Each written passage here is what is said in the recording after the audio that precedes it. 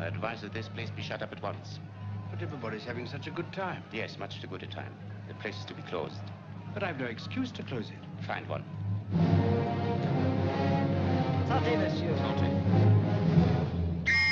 Everybody's to leave here immediately. This cafe is closed until further notice. Clear the room at once. How can he close me up? On what ground? I'm shocked to find that gambling is going on in here. You're winning, sir. Oh, thank you very much. Everybody out at once.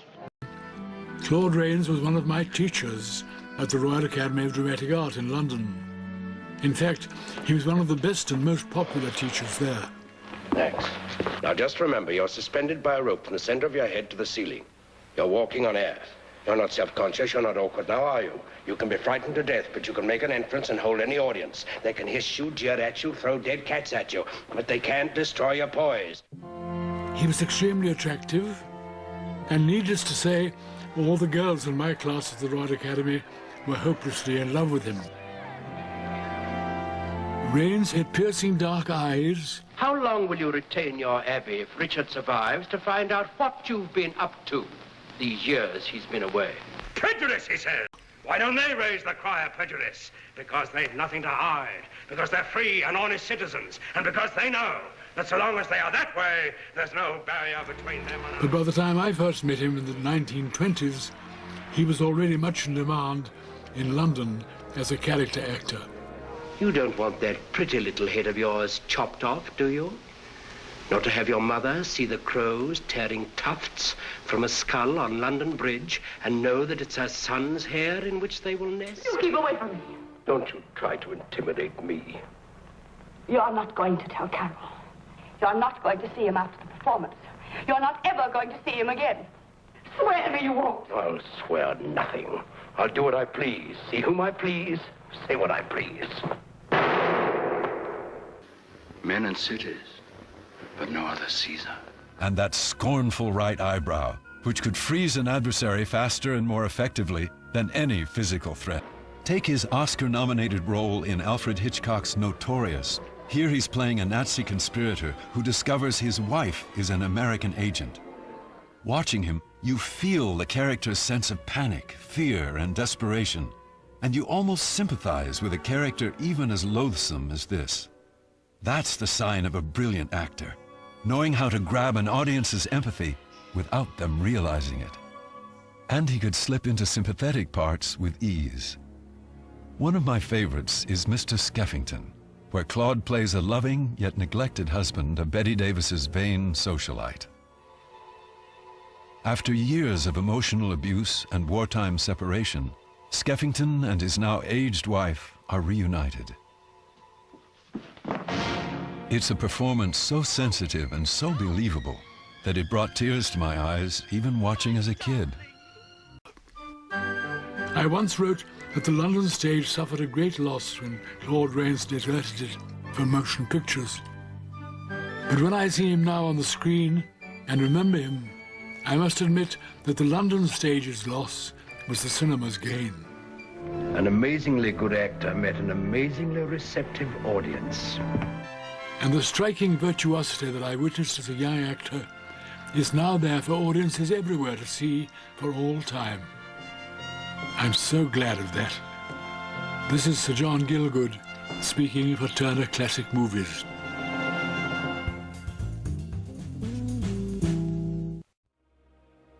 Claude Rains, truly a class act on and off screen. As always, you're generous to a fault. For Turner Classic Movies, I'm Richard Chamberlain. One cannot expect to acquire overnight what others have learned only by years of endeavor. For instance, the double 1, 2, 3.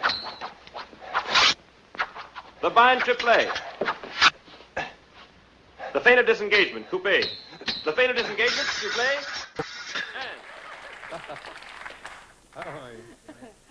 She said I was going to fall in that one. She said I'd trip on that one.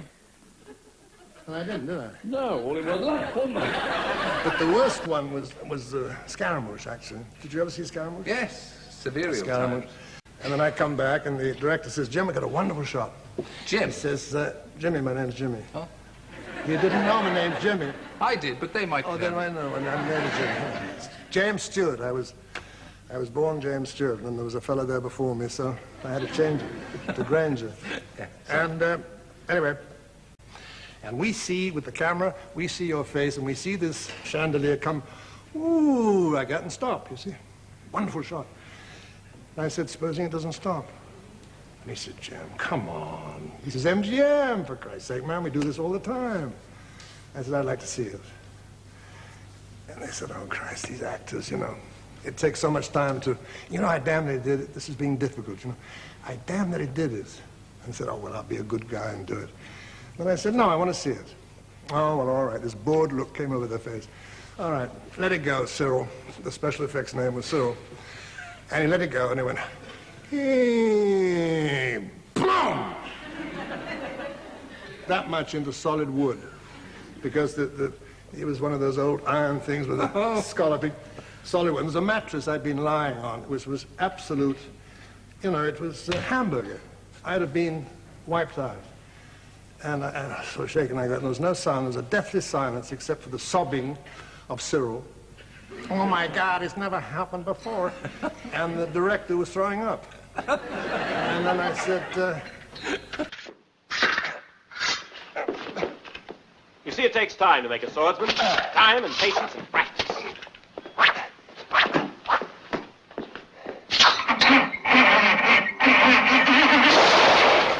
There was a famous scene when I'm up against the wall, and the man who was wonderful with the sword does a thing coming right for my face, and I parry it, and he is a buddy of mine, and he's sort of coming there. I said, no, come right for my face, man, you know, no, parry it. So he came right for my face, and I parried it, and then I forget to parry it the other way, and it went boom in my teeth. And if steel hits your teeth, there's the most dreadful sound of, you see, and the sword, and he was frozen. A look of horror came on his face. I said, take the fucking sword out of my mouth. Took the sword out, and blood poured. They thought it had gone right through the back. Sin embargo, fue el más digno heredero de un trono deseado por muchos, el de rey de las películas de capa y espada.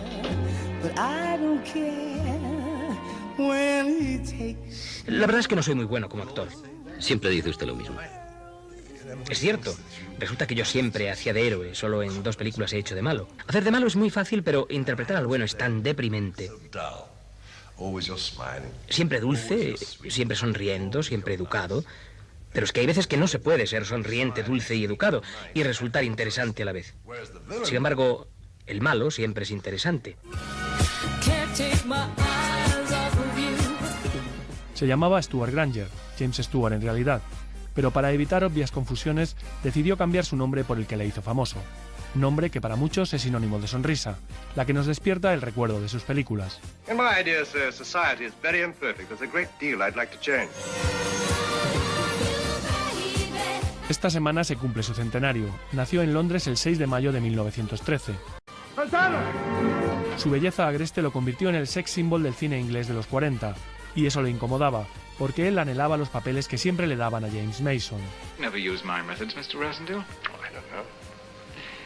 Faced with death, I might. Well, in the end, you begin to accept it all. You watch things hunting and being hunted, reproducing, killing and dying. Quiso cambiar y se marchó a Hollywood. Quería ser un nuevo Laurence Olivier, pero le dieron un rifle y lo mandaron a África junto a Deborah Kerr. Y de ahí saltó a las páginas más gloriosas del cine de aventuras. Now you're my leading lady, and I'm your leading man. Good luck, John Mahone. I wish I could be there to see the fun. Cuéntame cuando verás que contaré.